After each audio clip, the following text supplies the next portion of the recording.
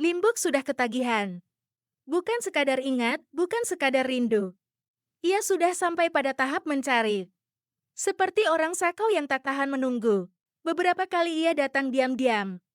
Namun yang ia temukan hanya Jeb Gembel. Mobil itu ada, tetapi orangnya tak tampak. Dan justru itu membuat candunya makin buas. Tak bertemu tidak membuatnya sadar, tak bertemu justru membuatnya makin lapar. Yang tertahan di dadanya bukan cinta, melainkan kebiasaan busuk yang minta diberi makan.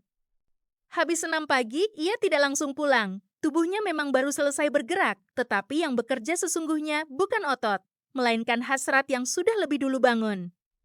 Langkahnya berbelok ke apotik Surakarta, bukan untuk obat, bukan untuk balsam.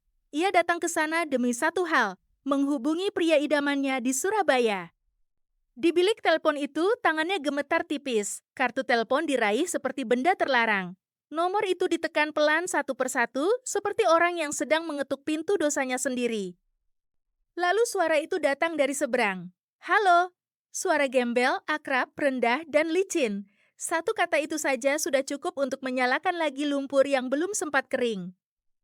Obrolan mereka singkat, nyaris biasa. Namun yang busuk memang sering terdengar biasa. Di balik jeda, napas, dan kalimat pendek itu, berdiri hasrat lama yang tidak pernah benar-benar mati. Saat pulang, Limbuk berusaha memasang wajah netral. Tetapi di rumah, Bima sudah duduk menunggu. Lalu kalimat itu jatuh ringan, dingin, dan tepat. Barusan dari apotek ya? Disitulah dada Limbuk mengencang. Ia heran, panik, dan kehilangan pijakan. Bagaimana langkah sekecil itu bisa diketahui? Atau jangan-jangan jejak dosanya memang sudah terlalu jelas? Disitulah kehinaan Limbuk menjadi utuh. Ia tidak sedang terseret. Ia tidak sedang dipaksa. Ia sedang berjalan sendiri menuju kebusukan yang ia rindukan. Ia mencari gembel. Saat tak bertemu, ia tetap mengejar. Yang ditemukannya hanya jeep. Namun itu cukup untuk menyalakan lagi candu di dalam dirinya. Maka habis senam, ia tidak pulang. Ia justru berbelok ke apotik Surakarta, masuk ke bilik telepon, dan menghubungi pria idamannya di Surabaya, seolah rumah, janji, dan rasa malu tidak lagi punya kuasa atas tubuh dan pikirannya. Yang paling telanjang dari semua ini bukan hanya telepon itu, bukan hanya suaranya, bukan hanya hasrat yang kembali hidup. Yang paling telanjang adalah kenyataan bahwa Limbuk tidak menunggu dicari.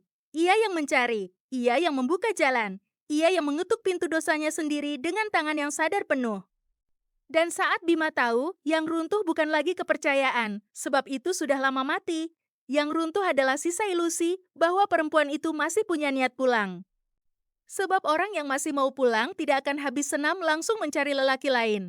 Tidak akan berdiri di bilik telepon dengan dada berdebar untuk menyambung lagi urat nadi kebusukan yang lama. Tidak akan memelihara nomor itu lebih setia daripada menjaga rumahnya sendiri.